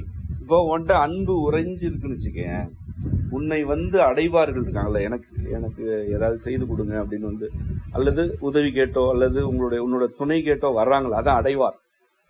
அது அருமறை. அப்படின்னு மறைன்னு என்ன? வேதம். வேதம்னா என்ன? என்னென்னவோ பாடுறதா படிக்கிறதா? நான் திருவாசகம் தேவாரத்தையும் எல்லாமே சேர்த்துதான் சொல்றேன். அதெல்லாம் படிக்கவே வேண்டியது இல்லை. நீ அன்பா இருந்துட்டாலே போதுமே. அன்பு தானே சிவம். அப்ப அன்பு உன்னுடைய நெஞ்சத்துல உறையுதுன்னா உன்னை அடைபவர்களுக்கெல்லாம் நீ என்ன ஆயிடுறதுன்னா உன்னோட மனதே வேதம் ஆயிடுது, உன் நெஞ்சமே வேதம். அப்ப என்ன, நீ சொல்ற சொல்லு எல்லாமே மந்திரம் ஆயிடும். அன்பு வழிபட்டு நீ ஒண்ணு சொல்றன்னா மந்திரம். மந்திரம்னா என்னன்னு நீ சொன்னா நடக்கும். நீ சொன்னா என்ன நடக்கும்? இப்ப பார், அந்த மரத்துல இருந்து தேங்காய் விழுவும் சொல்லி அந்த மாதிரி வேடிக்கை கூத்தெல்லாம் கிடையாது. அந்த தேங்காய் விழுவும், இப்ப பங்கு சந்தை விழுவும், அது இல்ல. அன்பு அன்பு உறையும் நெஞ்சம் அடைவாருக்கு அருமறை. இப்போ ஒன்றும் இல்லைப்பா, ஒருத்தவங்க வந்து ஒன்ட்ட வராங்க, ஏதோ ஒரு துயரத்தில் வராங்கன்னு வச்சு, ஒரு பொருளாதார நெருக்கடியிலே வராங்கன்னு வச்சுப்போம். ஓன்ட்ட இல்லை கொடுக்குற அளவு, அது தேவையில்லை. ஆனால் உனக்கு அவங்க மேலே அன்பு இருக்கு. ஐயோ இவங்க இப்படி தவிக்கிறாங்களே, நீ தவிச்சிட்டேன்னா முடிஞ்சிருச்சு. ஐயோ தவிக்கிறாங்களே, நீயும் தவிச்சிட்டு இவங்களுக்கு ஏதாவது நடந்துடாதா அப்படின்னு நினைக்கிறல்ல, அதான் அந்த நெஞ்சம். அப்போ நீ சொல்லுவ, உன்னை அறியாம சொல்லுவ, சரியாயிடும் விடுங்கன்னு நீ உண்மையா சொன்னீங்கன்னா சரியாயிடும். அதான் சொல்றது நடக்கிறது. நல்லா புரிஞ்சுக்கங்க. நான் மீண்டும் சொல்றேன், உங்ககிட்ட யாராவது ஒரு உடல்நலம் முடியலன்னே வர்றாங்க, சும்மா புலம்புறாங்க, நீ பதறிட்ட. அந்த அன்புல இருந்து நீ சொல்ற, உண்மையாவே நீ சொல்ற, இது சரியாயிடுங்க அப்படின்னு நீ சொல்றன்னா அது மந்திரம் ஆயிடுச்சு. அதான் வேதம். வேதன்றது என்ன? பல மந்திரங்களுடைய ஒரு தொகுப்பு தானே வேதம். திருவாசகம் நமக்கு வேதம், அதுல இருக்கிற எல்லாம் மந்திரங்கள். அவர் இல்லாததையா சொன்னாரு? நடந்ததை சொன்னாரு, நடந்துட்டு இருக்கிறத சொன்னாரு, இப்படி எல்லாம் இருந்தா அப்படி எல்லாம் வாழலாம்னு நடக்க போறத சொன்னாரு. எல்லாமே உண்மைதானே? அதனால அது வேதம். திருவந்தாதி, அற்புத திருவந்தாதி படிக்கிறோம் நம்ம. அந்த அற்புத திருவந்தாதி இருக்கிறதெல்லாம் என்னது? மந்திரங்கள். அந்த மந்திரங்களோட தொகுப்பு அது என்ன? வேதம். நமக்கு அது ஒரு வேதம். இப்படி நூல்கள்ல இல்ல, உன்னோட நெஞ்சத்திலே இருக்கலாம் அப்படின்றதுதான் முதல் வரி. அன்புரை நெஞ்சே அடைவார்க்கு அருமறை. அடுத்து பண்புடை நெஞ்சே உழல்வார்க்கு ஒரு துறை. பண்புன்னா என்ன? பண்பட்ட மனது சொல்லும்ல, உணர்ச்சிகள் எல்லாம் குதிக்காம, ஏற்ற இறக்கங்கள் எல்லாம் பொருட்படுத்தாத ஒரு மனநிலை. சும்மா அப்படி வச்சுங்க, எளிமையா வச்சுக்கங்க. அது மட்டும் இல்ல, தொன்று தொட்டு இருந்து வர்றது. அதாவது இன்னைக்கு நீ இருக்கிறன்னா, நீ இன்னைக்கு பிறக்கல, நீங்க எல்லாருமே ஏற்கனவே பிறந்திருக்கீங்க. அது தெரியுமா உங்களுக்கு? பூமிக்கு முதல் முறையா வந்திருக்கிறீங்க. முதல் முறையா வந்திருக்கிறீங்கன்னா நீங்க எப்படி நீங்களே தவழ்றீங்க, நீங்களே எந்திரிச்சு நடக்கிறீங்க? அதெல்லாம் சொல்லி கொடுத்தாங்க, சொன்னா புரியுமா? அப்போ ஏற்கனவே தவழ்ந்ததுனால தானே இப்போ வந்தோடனே தவழ தெரியுது. ஏற்கனவே போய் காம்பை சப்பி பால் குடிக்கிற பழக்கம் இருந்ததுனால தானே கண்ணே துறக்காம சப்பி சப்பி பால் குடிச்சு. நானும் அப்படிதான் குடிச்சேன், நீங்க எல்லாருமே அப்படிதான் குடிச்சோம். அப்ப ஏற்கனவே பிறந்திருக்கிறோம், பிறவிகள் மாறிட்டே இருக்கு. இப்ப இதெல்லாம் வந்து உங்களுடைய முந்தைய பிறவிகள்ல உள்ள உங்களுடைய கருத்துக்கள் எல்லாம் என்ன சேர்ந்துட்டே இருக்குல்ல. இதுக்கு பேர் தான் பண்புன்றது. பண்பட்டு இருக்கிறது சொல்லுவாங்கல்ல. நிலத்தை பண்படுத்துறதுன்னு என்ன? ஒரு நிலம் நிறைய நீரை தேக்கி வைக்கிற மாதிரி இருக்கு, மேல கீழே வந்து நீர் அப்படியே வடிச்சு விடுற மாதிரி இருக்கும். இப்ப இதை நல்லா உழுது எரு கொட்டி வச்சிட்டோம்னா என்ன பண்ணும்? அதிகமாகவும் தேக்காது, அதிகமாகவும் வடிச்சு விடாது. இதான் பண்படுத்துறது. புரியுதா உனக்கு? மேடு பள்ளம்லாம் இல்லாம சீராக்கிட்டோம்னா பண்படுத்துறோம். அப்ப என்னன்னா, எது ஒன்றுமே அதிகம் இல்லாம எதுவும் குறை இல்லாம ஒண்ணு இருந்ததுன்னா அது பண்பட்டதுன்னு பொருள். அது இப்ப இசையில பண்ணுன்னு சொல்றோம்ல நம்ம, பண்ணிசை அப்படின்னா என்ன பொருள்? அது தாளம் மட்டுமே அட்டி காது கிளியும், குரல் கேட்காது அப்படி இல்லை. இல்ல குரல் மட்டும்தான் இருக்கும் அப்படி இல்லை. சொல்லுக்கு பொருள் மட்டும்தாங்க முக்கியம், எனக்கு தாளம் முக்கியம் இல்லை அப்படி இல்லை. எல்லாத்தையும் ஒரு சீரா வச்சிருந்தா அது என்னது? குரலும் முக்கியம், அதோட இன்றியமையாமோ அது இருக்கும், கருவிகளுக்கு தேவையானவோ அது இருக்கும், சொல்லுக்கு பொருள் வேணுமா இருக்கும். இப்ப இது என்ன, எல்லாத்தையுமே ஏற்ற இறக்கலாம கொண்டு வந்துடும்ல, அதுதான் பண்பு. இப்ப பண்பு உடைய நெஞ்சுனா என்ன? இத போல நான் சொன்னேன்ல, இதுவரைக்கும் நீங்க வந்து பிறந்து வந்த எல்லா பிறவிகளோட கருத்துகளையும் உங்களுக்குள்ள இப்ப நான் பேசுறது உங்களில் பலருக்கு புரியுதுன்னா, ஏற்கனவே நீங்க பல பிறவிகள்ல இந்த கருத்துக்களை கேட்டிருக்கீங்க. இல்லைன்னா புரியாது உங்களுக்கு. இல்லைன்னா இது எப்படி புரியும் உங்களுக்கு? இப்பதானே முதல் முறை கேட்குறீங்க. இப்போ ஒன்றும் இல்லை, இசை நிறைய பேர் இசையில் ஈடுபடுறீங்கல்ல, துளி எல்லாம் ஈடுபடுறீங்கல்ல, எத்தனை நாள் பயிற்சி எடுத்திருப்பான் நீங்க? நீங்க இதுக்கு வெக்கப்படக்கூடாது, பதில் சொல்லணும்.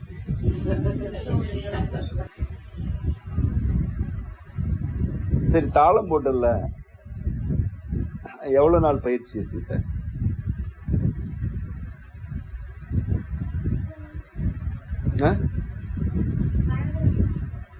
பழகிற வரைக்கும் பயிற்சின்றது ரொம்ப முக்கியமான பதில். எத்தனை நாள்னு கேட்டேன்.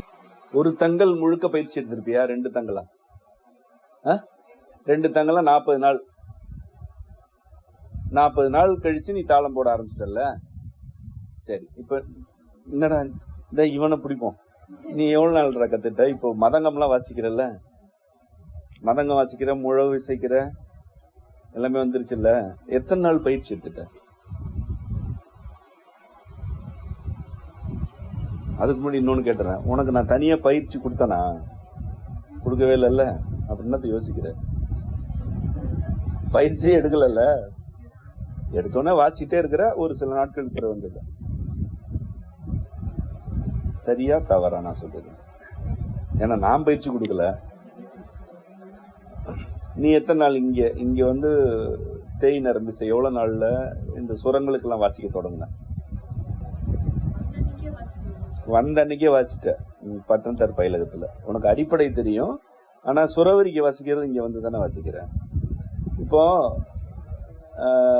நீங்க எல்லாம் வெளி உலகத்துல போய் கேட்டு பாருங்க, ஒரு மதங்கம் வாசிக்கிறதுக்கு எத்தனை ஆண்டு கால பயிற்சி ஆகும்னு கேட்டு பாருங்க. ஒரு மதங்கம், மிருதங்கம் இருக்கு இல்லையா, இந்த மதங்கத்தை ஒரு ஆசிரியர்கிட்ட கத்துக்கிறதுக்கு, அவங்க ஆசிரியர் சொல்லுவாங்க, குருன்னு சொல்லுவாங்க, முறையான சொல்தான். ஒரு குருகிட்ட கத்துக்கிறதுக்கு எத்தனை ஆண்டு காலம் ஆகும்னு கேட்டு பாருங்க. சில பல ஆண்டுகள் ஆகும். எனக்கு தெரிஞ்சு 7 ஆண்டு கத்துக்கிட்டவங்களா இருக்காங்க. எவ்வளவு? நீங்க என்னடா போற போகல எடுத்தோன்னே. இப்ப நம்ம கிட்ட மதங்கம் வாசிக்கிற யாராவது 1 மாதம் கத்துக்கிட்டவங்களாவது உண்டா? 1 மாதம், ஓரிரு நாட்கள்ல மதங்கம் வாசிக்கிறாங்க இல்லையா நம்மகிட்ட இருக்கிறவங்க. இப்போ ஒரு தேய் நரம்பு வாசிக்கிற வயலின் குறைச்சல 7 ஆண்டு ஆகும் சுரவரி வாசிக்கிறதுக்கு இல்லையா. ஆனா வந்த அன்னைக்கே வாசிச்சிருக்கிறான் சுரவரிய. முதல் நாளே அந்த பயிலகத்துல ஏதோ ஒரு சுரவரி கொடுக்குறேன், பதிவுக்கே வந்துட்டியே. இதுக்கு என்ன, இது எதனால் நிகழ்கிறதுன்னு நினைக்கிறீங்க? அப்படி நிறைய சொல்லலாம். நம்ம கிட்ட இருக்கிற எல்லா இசைக்கலைஞர் பாடுறவங்கள, முதல் நிலையில பாடுறவங்கள பெரும்பகுதியினர் இசை பயிற்சி இல்லாதவங்க தான். எங்கேயும் போய் கத்துக்கல. இது எப்படி நடக்குது? சரி, இது இப்படி நடக்குதுன்னா எல்லா இடத்துலயும் நடக்கணும்ல. எல்லா இடத்துலயும் நடக்கல. நான் தான் சொல்றேன், 6 ஆண்டு 7 ஆண்டு ஆகும் இந்த கருவிகள் கத்துக்க. அதுவே உங்களுக்கு தெரியாது. அதுதான் நான் சொல்றது. இதுதான் பண். புரியுதா? நீ இப்ப வரல, நீ ஏற்கனவே பிறந்த, பல முறை பிறந்தீங்க. இந்த விருப்பம் உங்களுக்குள்ள ஒரு கல்லா இருந்துச்சு. இத கல். நீ வந்து ஒரு 1000 ஆண்டுகளுக்கு முன்பு பிறந்திருக்கலாம், 10,000 ஆண்டுக்கு முன்பு பிறந்திருக்கலாம், மயன் வாழ்ந்த காலத்திலே கூட பிறந்திருக்கலாம். யாருக்கு தெரியும்? தெரியாது, நமக்கு தெரியாது. ஆனா நீ இன்னைக்கு ஒண்ணுல தொட்ட உடனே அது உனக்கு வருது இல்ல. அதுதான் அந்த பாடல்ல சொன்ன மழை. விதை தூவி விதையோடையே மழை வருது. நீ இப்ப கரியா இருக்கிற, பிறவிகள்லாம் அழிஞ்சு போச்சுல கரி. நீ இப்ப கரி, நீ வந்து இந்த கரியில இருந்து எதை வேணாலும் முளை வைக்க முடியும். ஏன்னா இந்த கரி ஏற்கனவே என்னது, சிறுத்தை, புலி, யானை, ஆலமரம், அருகம்புல்லு, இது போன்ற ஒரு பெரிய காட்டோட கரி. நீ இப்ப நான் சொல்றது ஒரு உவமையா நீ நினைச்சுக்க கூடாது. இதுதான் வந்து அடிப்படையான பிறவி கொள்கை. பிறவி கொள்கை என்ன சொல்லுது? பிறவி கொள்கையில என்ன சொல்றோம்னா, யாருமே இன்னைக்கு பிறக்கல. எல்லாருமே ஏற்கனவே பிறந்திருக்கிறோம். பிறந்து பிறந்து பிறந்து தான் வரோம். இன்னைக்கு நம்ம கரியா இருக்கிறோம். இதுல இறைவன் மழையோட விதைய தூவிட்டான்னா நம்ம அதுவா முளைச்சிருவோம். எந்த விதைய தூவணும் அல்லது நான் என்ன மாதிரியான காடாகணும் அப்படின்னு கேட்கறது மட்டும்தான் உன் வேலை. உனக்கு இருக்கிற ஒரே ஒரு வேலை, என்ன இப்படி ஒரு காடாக்கு, அவ்வளவுதான். அப்படி காடாக்கு அப்படின்னு சொல்லிட்டு பொறுத்து இருந்தீங்கன்னா நீ பண்பட்டு இருக்கிற. அதான் பண். ஏன்னா எல்லாத்தையும் பார்த்தாச்சுன்னு உனக்கு புரியணும். நீ ஏற்கனவே பெரிய காடா இருந்த, ஏற்கனவே பாலைவனமா இருந்த, அதுல பனிச்சாரல் வந்தது, மீண்டும் அதுல முளைச்சுது. இப்போ உங்களோட ஒவ்வொருவருடைய ஒரே ஒரு வினைப்பாடு அல்லது நீங்கள் செய்ய வேண்டியது என்னன்னா, என்னவாக மாறணும் அப்படின்னு நீங்க விரும்புறது தான். எதுவுமே உனக்கு புதுசு இல்லப்பா.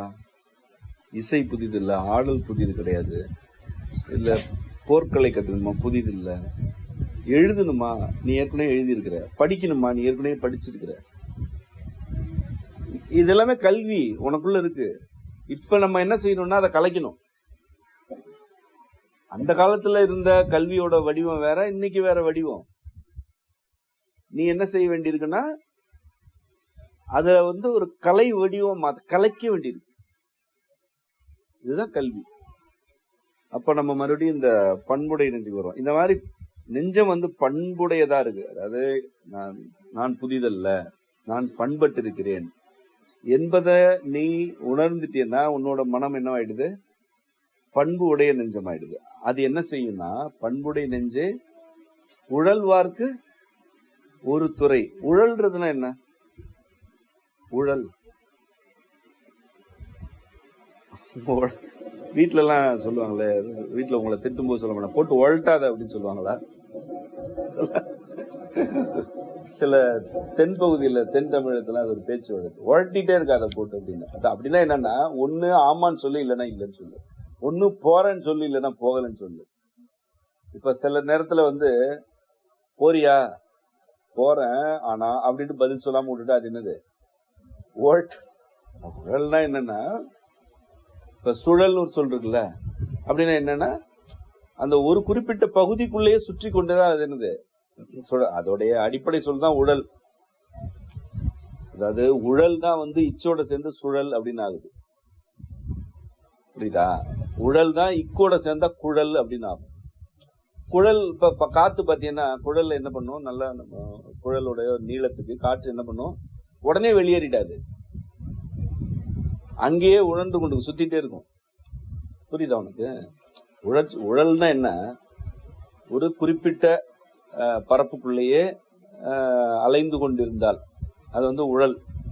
அது இக்கோட சேர்ந்தா குழல்னு ஆயிடுது, இச்சோட சேர்ந்தா சுழல்னு ஆயிடுது. இப்ப உழல்வார்னா என்னன்னா, மனநிலையில போட்டு ஒழட்டி அதை கடந்து செல்லல, ஏதோ ஒண்ணு நடந்துருச்சு அப்படின்னா அதை கடந்து செல்றது கிடையாது, அதுலயே கிடக்கிறது. சுழல்ல சிக்கன மாதிரி அப்படி சொல்லல, அதுதான் உழல்வார். ஏதாவது ஒரு சிக்கல்ல இருந்து மீண்டு வராமல் அதற்குள்ளே இருப்பவர்கள் நம்ம என்ன சொல்றோம்? உழல்வார் அப்படின்றோம். உன்னுடைய நெஞ்ச பண்பு உடையதா இருந்துச்சுன்னா, நீ பண்பட்ட நெஞ்சத்தோட இருக்கிறீன்னா, உன்னை அடைபவர்களுக்கு நீ யாருன்னா, உழன்று கொண்டே இருக்காங்கல்ல, அவங்களெல்லாம் கை தூக்கி போடுற ஒரு துறை. துறைன்னு என்ன? துறைமுகம்னு சொல்றோம்ல, படித்துறை. ஒரு கடல் இருக்கு, இல்ல ஒரு பெரிய ஆறு இருக்கு, அதுல ஒரு துறை இருக்கு, படித்துறை, குளியல் துறை இப்படிலாம் இருக்குல்ல, படகுத்துறை. அங்க அந்த நீர்நிலையிலிருந்து கரையேறினா உட்கார்றதுக்கு ஒரு இடம் வேணும்ல, அதான் துறை. நீ பண்பட்ட நெஞ்சத்தோடு இருந்தால் உழல்வார்ல உன்னை ஒரு துறை போல அங்க போனா போதும், தேடி வருவாங்க. அதனாலதான் அந்த பாடல் என்ன சொல்லுது? பண்புடைய நெஞ்சை உழல்வார்க்கு ஒரு துறை. மறுபடியும் பார்ப்போம். அன்புரை நெஞ்சு அடைவார்க்கு அருமறை, அரிய மறை. பண்புடைய நெஞ்சம்ன்றது என்ன? உழல்வார்க்கு ஒரு துறை. சரி, இப்ப இந்த பாட்டோட பொருள் சொல்லிட்டேன்ல. இப்ப இந்த பாட்டை பாடணுள்ள ஒரு உணர்ச்சியா 2 பாடலோட முதல் 2 3 4 அடிகள் பாடுறோம். ஒண்ணு எரியுண்ட காட்டின் கரிமேல் விதை தூவி பெய்யும் மழையே, இதை மட்டும் வச்சுப்போம். அன்புடை நெஞ்சு அடைவார்க்கு அருமறை, பண்புடை நெஞ்சே உடல்வார்க்கு ஒருத்தர். இப்போ இதோட உணர்ச்சி வேற, அதோட உணர்ச்சி வேற. எரியுண்ட காடு எதுல இருந்து வருதுன்னா ஒரு அவலம், பெரிய துயரம்.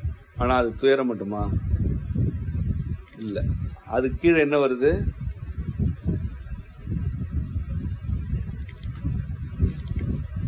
ஒரு மீட்பு வருது, ஒரு இதம் கிடைக்குது. அந்த பாடல் என்ன சொல்லுது? பதைகின்ற போதிலும் புதைகின்ற போதிலும் வதைகின்ற போதிலும் வெறும் புடை. அதாவது நீ வதப்பட்டு இருக்கிற அப்படின்னா சுத்தில இருக்கிறது, அதாவது அது வேலையை பார்த்துட்டு இருந்துச்சுன்னா அதை வச்சு அது என்ன சொல்றது? என்னன்னு கேட்கணும்ல. உனக்கு என்னாச்சுன்னு கேட்கணும், நீ நல்லா இருக்கியான்னு கேட்கணும், உனக்கு ஏதாவது வேணுமான்னு கேட்கணும். அது வேலையை பார்த்துட்டு இருந்ததுன்னா அதான் பதையாத பலர் சூழல் என்னது? வெறும் புடை. அது எங்கேயாவது மோதிட்டா புடைச்சிக்கல. அந்த மாதிரி தலையில மோதினா தலை புடைச்சிக்குது, அது தலை கிடையாதுல்ல,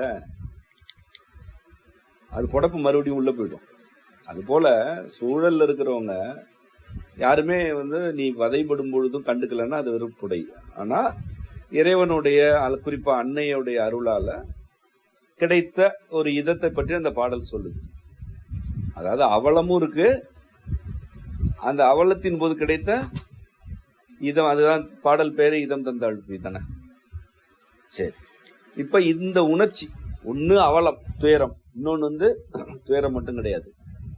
அதுல இருந்து எனக்கு ஒரு இதம் கிடைக்குது. நீ கடுமையா விழுந்து கிடக்குற, மனநிலையா வீழ்த்தப்பட்டு கிடக்குற,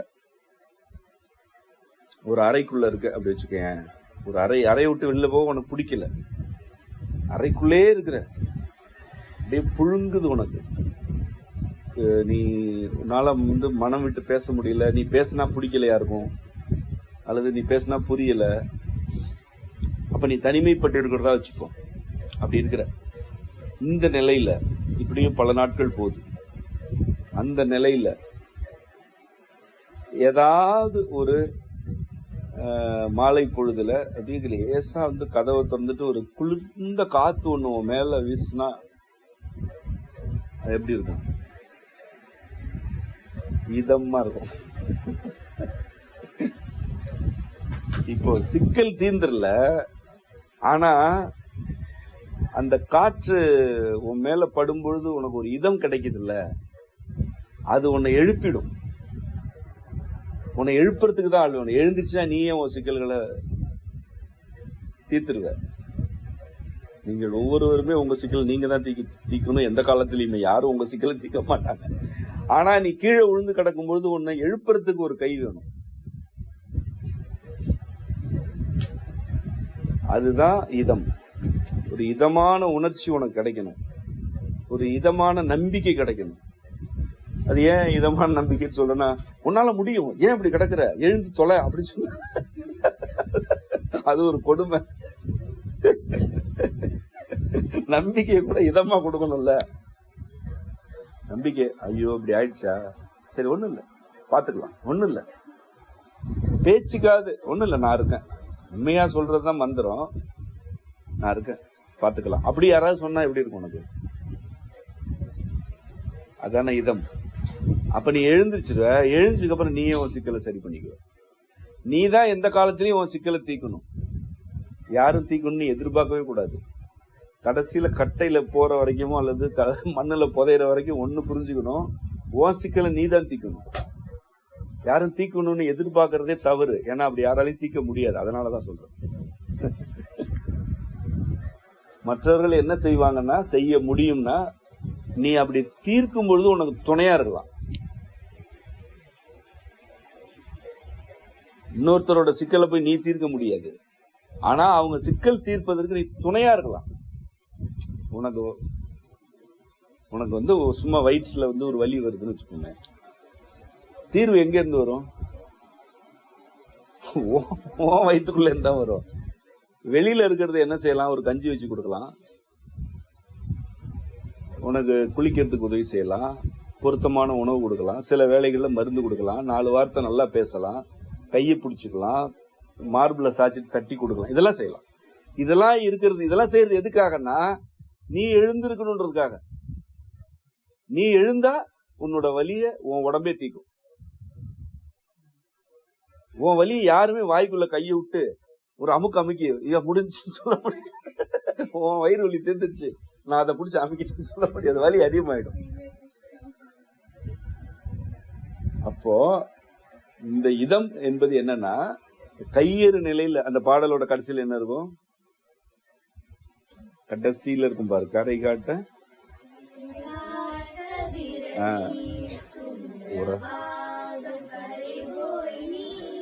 ஆமா, கரை காட்ட விரல் நீட்டும் உறவாக கரை ஓய். அது பாரு, கரை காட்டன்னா என்ன? கடல்லையோ இதுலயோ வெள்ளத்திலயோ இருக்கிறோம்னா அதுக்கு பொருள் வந்துருச்சு. அப்படி இருக்கும் பொழுது கரை காட்ட விரல் நீட்டும், கையை பிடிச்சி தூக்கி விட்டன்லாம் இல்ல, கரைக்கு போலாம் வா அப்படின்னு ஒரு விரல் பார்த்தா, நீ தனியா வெள்ளத்தில் நீந்திட்டு இருக்கிற, ஒரு கை வந்து அப்படி நீட்டுது, இந்த இருக்கு கரைன்னு காட்டினாலே போதுமே, யாருமே இல்லை இது வரைக்கும், ஒரு கை வந்து அதுதான் கரைன்னு காமிச்சிருச்சுன்னா போதுமே, நமக்காக யாரோ இருக்காங்கன்றது அந்த இடத்துல ஒரு மந்திரம் ஆயிடுதுல்ல.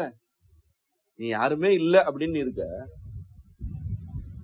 தனிமையில இருக்கிற மனநிலையா நான் சொல்றேன், மனநிலையா நீ தனிமையில இருக்க, தவிச்சிட்டு இருக்கிற, அப்போ ஒரு விரல் வந்து அதுதான் கரை அப்படின்னு காட்டுது, வா போலாம் அப்படின்னு சொல்லுது.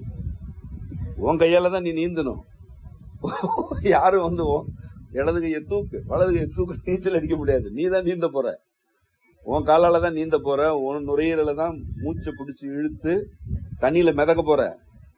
இது இன்னொரு மனிதர் செய்ய முடியாது, செய்ய வேண்டியது இல்லை. ஆனா என்ன தேவை இருக்கு? நான் இருக்க வா அப்படி சொல்றதுக்கு தேவை இருக்கு. அப்பதானே நீ பொருள் என்ன இருக்கு? எதுக்காக நீந்தணும்? யாருமே இல்லைன்னா எதுக்கு இருக்கணும்? இருக்காங்க என்பது இருக்கு இல்லையா, அதுதான் வந்து நம்பிக்கையா இதம் கொடுக்குது, இதமா நம்பிக்கை கொடுக்குது. மாறாக கரையில் நின்று உன்னால முடியும், நீந்தி தொலை, நீ கைய கால இப்படி வைக்கிறதா உன் பிரச்சனையே, ஒழுங்கா நீந்து, மத்தவங்களாம் எப்படி நீந்துறாங்க பாரு, இப்படி எதனா மூங்கி செத்து போய், இது ஒரு நம்பிக்கை கொடுக்கறது தான், இது கொடுமையா நம்பிக்கை கொடுக்கறது. அப்போ ஒரு கட்டத்துல என்ன ஆயிடுன்னா, நம்ம நீந்துனா இந்த மூஞ்சில தான் போய் கரையேறணும், நம்ம நீந்தே வேணாம் இப்படி போ, இந்த கரையை நோக்கி போகணுன்ற ஒரு விருப்பம் வந்தா கரையில கை நீட்டுற உங்கள்கிட்ட ஒரு இதம் இருக்கணும்ல. எப்போ அந்த கையை நோக்கி நம்ம போலாம் அப்படின்னு நீந்துறது இதம் தேவை. இப்ப இந்த ஒரு இதமும் இருக்கு, பேர் அவலமும், ஒரு பெரிய அவலமும் அதுல இருக்கு. அப்ப இதுக்கான இதை எப்படி இந்த உணர்ச்சிய ஒரு பாடல் ஆகணும்னா, இப்ப நீங்க அந்த பாடல் அப்படி பாடி பாருங்க. இந்த எரியுண்ட காட்டில்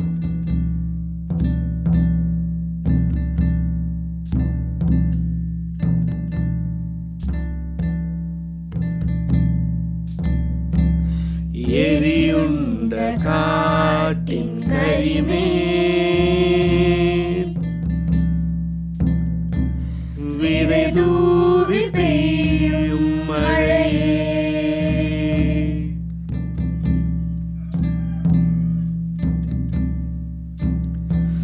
பகலுண்ட பாலை புலத்தே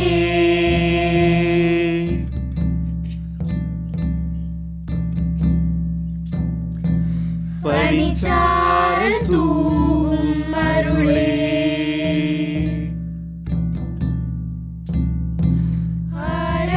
ஆராரிராரிரோ ஆராரிராரிரோ ஆராரிராரிராரிரோ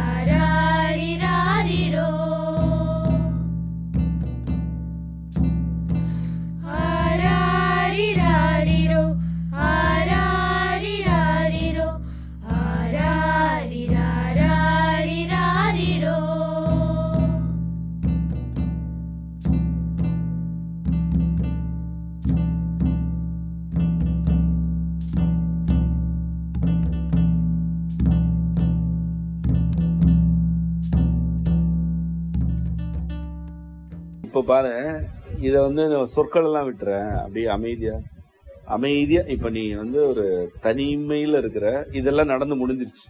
காடு எரிஞ்சிச்சா, அதுல மழை காடாயிடுச்சு, பாலைவனம் பூத்துருச்சு. என்ன நடந்தது அப்படின்னா, ஒரு இதம் கிடைச்சிச்சு, மீண்டு வந்தாச்சு, அன்னையோடைய அருளால மீண்டு வந்தாச்சு. இப்ப திரும்பி பாக்குற, இதெல்லாம் நடந்தது. இப்ப நீ உட்காந்துட்டு திரும்பி பாக்குற. அப்படியெல்லாம் பெரிய அவலத்துல இருந்தோம்ல, இப்ப அப்படி யாருமே கை கொடுக்கலையே. ஒரு கூட்டமே இருந்துச்சு, ஆனாலும் நம்ம வதப்படும் பொழுது ஒன்றும் செய்யலையே. இதெல்லாம் தெரியும். ஆனா எப்படி ஒரு இறைவன் அருளால, நம்ம அன்னை அருளால மீண்டு வந்தோம், ஒரு இதம் கிடைச்சதே என்று நீ திரும்பி பார்க்கும்போது ஒரு உணர்ச்சி உனக்கு வரும்ல, அதுதான் அந்த பாட்டு. இதுவே காடு எரியும் போது வர்ற இசை இது கிடையாதுல்ல, அப்ப வேற வரும். மீண்டு வந்துருச்சு, காடு எல்லாம் வந்துருச்சு, அதுல இருந்து நீ திரும்பி பாக்குற ஒரு இதமான உணர்ச்சி உனக்குள்ள இருக்கு. ஆனா வெறும் இதம் இல்ல, அது ஒரு ஆழ்ந்த துயரத்திலிருந்து வெளியில வந்த இதம். இப்ப நீ வரிகள்லாம் மறந்துரு, அப்படியே சும்மா முணுமுணுத்து பாரு.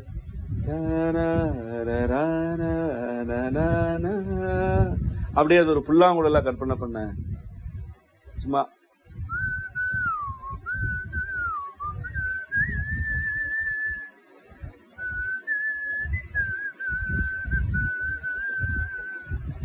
அந்த உணர்ச்சி கிடைக்குதா? அப்படியே ஒரு பெரிய நெருக்கடி. அது மீண்டு ஒரு இதத்தோட இன்னைக்கு உட்காந்து திரும்பி பாக்குறேன். நான் தான் எரிஞ்சு போனேன், இப்ப நான் மறுபடியும் முளைச்சிட்டேன். நான் தான் வறண்டு போனேன், இப்ப மறுபடியும் நான் காடாயிட்டேன். இப்ப நான் எப்படி எரிஞ்சு போனனோ அதை நினைச்சு பாக்குறேன். அதுல இருந்து எப்படி நான் மீண்டு வந்தனோ நினைச்சு பாக்குறேன்றப்ப ஒரு உணர்ச்சி வரும்ல. அதனாலதான் கடைசியில அதுல ஆறாரோ ஆரிரோ போட்டிருந்தோம். ஏன்னா அன்னை தானே இதம் கொடுக்குறா. அன்னைன்னா நான் இறைவனுடைய சொல்றேன், அதான பெற்றவங்களை சொல்லல. அன்னை இறைவனுடைய ஒரு பகுதியாகிய அன்னை அருளாலதான் உனக்கு மனிதர்கள் கிடைச்சாலும் அன்னை அருளாலதான், ஒரு பொருள் கிடைச்சாலும் அன்னை அருளாலதான், மழை பெஞ்சாலும் அன்னை அருளாலதான். அப்போ நம்ம திரும்பி பார்க்கும் பொழுது அன்னையால் மீண்டு வந்தோம் என்ற உண்மை உனக்கு புரியுது. அப்ப நீ என்ன பண்றனா, அது ஒரு தாலாட்டு. இதோட என்ன நடக்கும்னு கேட்டீங்கன்னா, நீ எவ்வளவு பெரிய இடர அல்லது துயரத்தை கடந்து வந்தியோ, இப்படி ஒரு பாடல் உங்ககிட்ட வந்துருச்சுன்னு வச்சுக்க, இந்த பாடல் நீ பாடலாம், இந்த கருத்தை உணர்ந்து கொண்டு பாடலாம், அல்லது இப்படி ஒரு பாட்டை நீ பாடிடலாம், நீயே சொந்தமா பாடலாம். அதோட என்ன திரும்ப நடக்கும்? அது என்ன ஆயிடும்? அது கலைஞ்சிரும், இல்லைன்னா சுமக்கணும். இதுதான் வேறுபாடு. கலையோட வாழ்றதுக்கும் கல்லா வாழ்றதுக்கு என்ன வேறுபாடுன்னா, நீ கல்வியை மட்டும் வச்சுட்டு இருந்தீங்கன்னா எவ்வளவு சுமக்க முடியுமா? அதான் பலருக்கு சுமக்க முடியாம தான் மன அழுத்தம், மன இறுக்கம், உடல் நோய்கள்லாம் வருது. பாத்தியா? நீ நல்லா திரும்பி பாரு. இப்ப இருக்கக்கூடிய உங்களுடைய எல்லா பெற்றோர்களையும் திரும்ப, சில தாத்தா பாட்டி கூட எடுத்துக்க, நிறைய பேருக்கு உதர அழுத்தம் இருக்கும், செரிமான சிக்கல் இல்லாம நீரிழிவு இருக்கும், இதய தொல்லைகள் இருக்கும். இவங்களில் பலர், அனைவரும் அல்ல, பலர் இப்படி ஒரு இசைய ஒரு கலை வடிவமா வாழ்க்கையில வச்சிருக்க மாட்டாங்க. பொழுதுபோக்கு கேட்டுட்டு உட்காந்துருப்பாங்க, ஆழ்ந்து கேட்க மாட்டாங்க. ஒவ்வொரு பாடல்லையும் நீ இருப்ப. ஒரு முறையான எந்த இசையா இருந்தாலும், முறையான எந்த இசையிலையும் உன்னோட உணர்ச்சி இருக்கும். அதுல முறையான இசை நான் சொல்லி, இப்ப இருக்கிறது நிறைய முறைகேடு ஆயிடுச்சு. நீங்க இசைனா என்னன்னு கத்துக்கும் போது இப்ப இருக்கிறது என்னன்னு உங்களுக்கு புரியும். இசை வடிவமா நீ வெளிப்படுத்திடுறனா, நீ என்ன பண்றனா, உன்னுடைய அந்த கல் போல இருக்கு இல்லையா, கல் போல இல்ல, கல்லா இருக்குல்ல, அதை நீ என்ன பண்ணிட்டனா கலைச்சிட. இப்ப நான் மறுபடியும் இன்னொன்னு சொல்றேன். இப்போ இப்படி ஒரு பேரழிவுக்கு உள்ளாகுதல், கைவிடப்படுதல் அல்லது துன்பத்தில் ஆழ்த்தப்படுதல் வாழ்க்கையில் இனி வரவே வராதா? எனக்கும் வராதா? வரும். அது கல், அதெல்லாம் மாறாது. நேத்து ஒருத்தவங்களால, நாளைக்கு இன்னொருத்தவங்களால, நாளைக்கு அவங்களால, நாளை மறுநாள் அது கல். அப்பவும் நம்ம என்ன செய்யணும்? அதை கலைக்கணும். அதை கலைக்கிறதுக்கு உள்ள நம்மகிட்ட இருக்கிற மந்திரம்னா இசை. அது மட்டுமா? நம்மகிட்ட எல்லாமே இருக்கும். ஆடல் இருக்கு. ஓவியம் எனக்கு வரைய தெரியாது, ஆனால் ஓவியத்தில் நான் ஆழ்ந்து போகக்கூடியவன் தான். இசை, ஆடல் போன்ற கலைகள் என்ன செய்யுதுன்னா உன்னை வந்து கலைச்சிருது. நீ கலைக்கிறதுக்கு உனக்கு கூட நிக்குது. எல்லாத்தையும் நீ மறந்துடுற. ஒரு பாடலுக்குள்ள நீ போற, ஒரு பாடலை வந்து கந்தமை, அதாவது கம்போஸ் பண்ற, நம்ம வந்து கந்தமைன்னு சொல்றோம். ஒரு கந்தமை கட்டுற, அந்த கந்தமையில நீ தாளம் போடுற, நீ ஒரு தேய் நரம்பு, ஒரு துணி நரம்பு வாசிக்கிற, ஒரு தோல்கருவி வாசிக்கிற, ஒரு இதக்கருவி வாசிக்கிற. அப்ப நீ வந்து எங்க வர்ற? உள்ள ஒரு உலகத்துக்குள்ள வர்ற. இந்த உலகம் உன்னுடைய இறுக்கமான எல்லாத்தையும் கலக்கிது போட்டு, ஒரு ஆட்டி கலைச்சு தூக்கி போடுது. இதுல நீ உன்னோட உணர்ச்சிகளை பொருத்தி பார்க்க தெரியணும். ஏன்னா அதான் ஒற்றுமை. கல்லு மாறாதுல்ல, கல்லு தான்.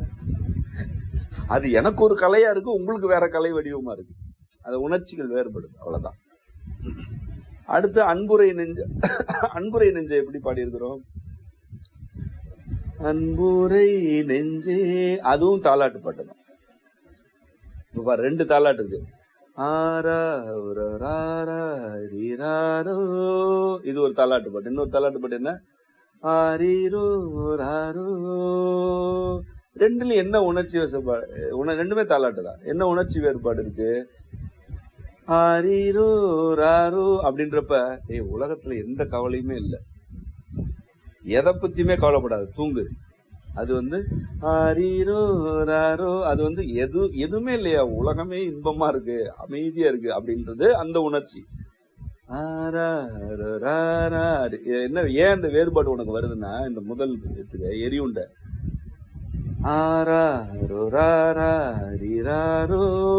இதோட அமைப்பு எப்படி இருக்குன்னா ஏற்ற இறக்கமா இருக்கு. ஆராரோ ராரோ, வெட்டு நிறைய இருக்கு. ஆராரோ ராரோ, அது எப்படி சொல்ல வந்திருக்கு? எரியுண்ட காட்டின் கரிமேல் அப்படி இருக்கு. சரியா? இது வெட்டு இப்படி இருக்கு, வளைஞ்சு. அடுத்த பாட்டு பாரு. அன்புடை நெஞ்சே ஆரீரோ ராரோ, வெட்டே இல்லை. பத்தியா? புரியுத வேறுபாடு? ரெண்டுமே தாலாட்டு தான் அடிப்படை. ஆனா முதல் பாட்டு எப்படி இருக்கு? உன்னை உழுக்குது கொஞ்சம். இந்த தொட்டில ஆட்டும் போது இப்படி குலுக்கி ஆட்டுவாங்க தெரியுமா? அது எரியுண்ட இப்படி குலுக்கி ஆட்டுவாங்க. அது எப்ப குலுக்கி ஆட்டுவாங்கன்னு ரொம்ப சேட்டை பண்ணிட்டு இருக்குன்னா, ஒரு குலுக்கி அப்படி ஆட்டுறது. அது ஓரளவுக்கு சமத்துக்குள்ளதான்னா அப்படியே அன்புடை நெஞ்சே, அது இதுக்கே தூங்கிடும். சிலதை வந்து ஒரு குலுக்கணும். இப்ப நம்ம எல்லாம் வந்து சேட்டப் இல்லை, அதனால நமக்கு ஒரு குலுக்கு தேவைப்பட்டிருக்கு. அதனால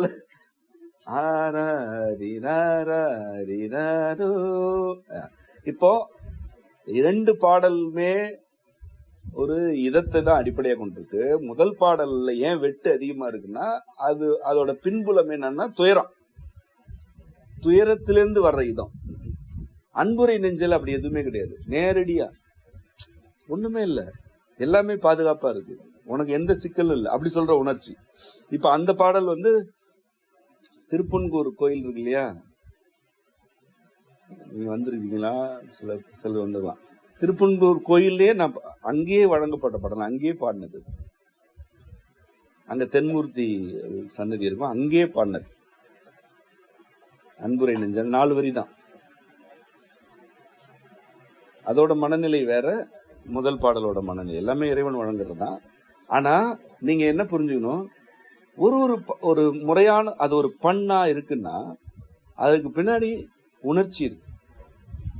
அந்த உணர்ச்சிகளை நீங்க நல்லா உள்வாங்கணும், கடந்து போக கூடாது. ஒரு பாடலோட உணர்ச்சி நீ எவ்வளவு உள்வாங்குறியோ அந்த அளவு அதை விட்டு வெளியில வர்ற. நீ எதை நல்லா உள்வாங்குறியோ அதுல இருந்து தான் உன்னால அடுத்த வடிவத்துக்கு போக முடியும். தான் கலை. அப்ப நீங்க இசையை கற்றுக்கொள்ளும் பொழுது அத வந்து ஒரு பாடல் கற்றுக்கொள்வது அல்ல, அது உங்களுடைய இந்த பிறவியை புரிந்து கொள்வது. அது மிக அடிப்படையானது. இந்த பிறவியில் உனக்கு என்னெல்லாம் வரும். ஒரு இசை மட்டும் இல்லை, கலை, எந்த கலையுமே அப்படிதான். குறிப்பா இசை என்னன்னா, நீ உன்னோட உடல் வழியை எளித கருவி சார்பெல்லாம் வெளிப்படுத்தலாம். இப்ப நீ வந்து உட்கார்ந்துருக்கிறன்னா அப்படியே நீ பாடிடலாமே, கருவியெல்லாம் தேவையில்லை.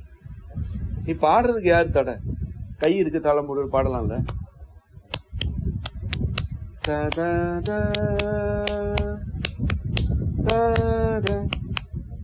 அவ்வளவுதானே. யாரு வந்து எதை கேட்க போறான்? கேட்காட்டி போ, நான் எனக்கு பாடுறேன்ட்டு போறோம். ரெண்டாவது யாருன்னு தெரியல, நான் எனக்கு பாடிக்கிறேன், நீ உனக்கு பாடிக்க. அதுதான் இசையோடைய சிறப்பு. இசைனா நீங்க என்ன நினைச்சக்கூடாதுன்னா இவ்வளவு கருவிகள் இருக்கணும், இவ்வளவு குழுவினர் இருக்கணும், அப்படிலாம் ஒண்ணுமே கிடையாது. உன்னோட உடல் இசைக்களம், உன்னோட உடலே இசைக்களம் தான். இந்த இங்க இருக்கு இசைக்குரிய எல்லாமே இந்த மிடற்றில் இருக்கு. உன் கை இருக்கு, உன் குரலும் கையும் போதும் இசைக்கிறதுக்கு. அப்படியே தாளம் போட்டுட்டே நீ பாடலாம். உன்னோட எல்லா உணர்ச்சிகளையும் நீ கலைத்து போட இயலும். கலைத்து ஒரு வடிவம் கலைச்சு போறதுன்னா நான் மீண்டும் மீண்டும் சொல்றேன், ஒன்றும் இல்லாம பண்றது இல்லை, வேறொரு வடிவமாக்குறது, ஒரு புதிய வடிவம் கொடுக்கறது. எல்லா உணர்ச்சி, உன்னுடைய தவிப்பு, உன்னுடைய விருப்பங்கள் எல்லாவற்றுக்குமே ஒரு வடிவம் கொடுக்கணும்னா அதுக்கு இசை தான் முதல் அடிப்படை.